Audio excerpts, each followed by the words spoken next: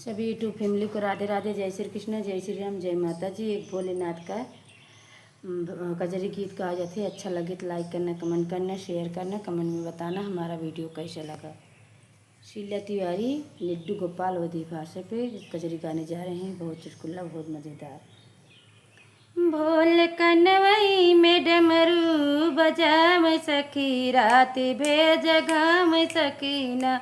भोले कनवई में डमरू बजाम सखी, रात भेज घाम सकीना।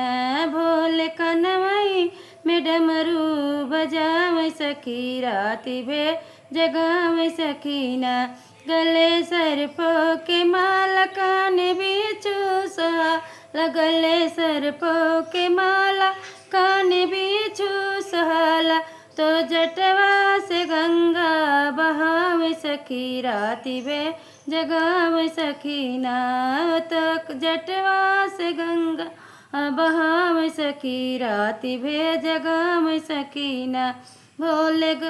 भोले कनवई में डमरू बजाम सखी, राति बे जगाम सकीना।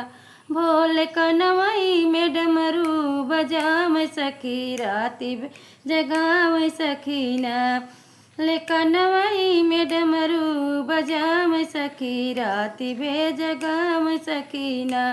दुनिया कहे ओ घरदानी, घर में टूटई पलानी। दुनिया कहे ओ घरदानी, घर में टूटही पलानी। दुनिया कहे ओ घरदानी, घर में टूटही पलानी।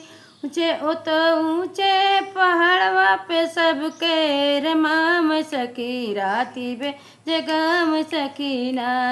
तो ऊंचे पहाड़वा पे सबके रमाम सखी, राति बे जगाम सकीना।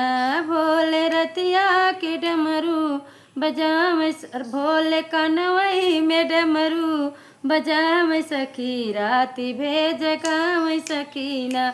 भोले कनवई में डमरू बजाम सखी, राति बे जगाम सकीना।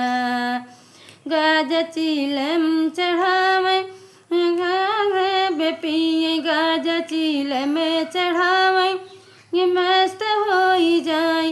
ओ तो रतिया भे भंगिया पिसाव सखी, राति भे जगाव सकीना। ओ तो रतिया भे भंगिया पिसाव सखी, राति भे जगाव सकीना। भोले रतिया भोले कनवई में डमरू बजाम सखी, राति भे जगाम सकीना। भोले कनवा में डमरू बजाम सखी, राति बे जगाम सकीना।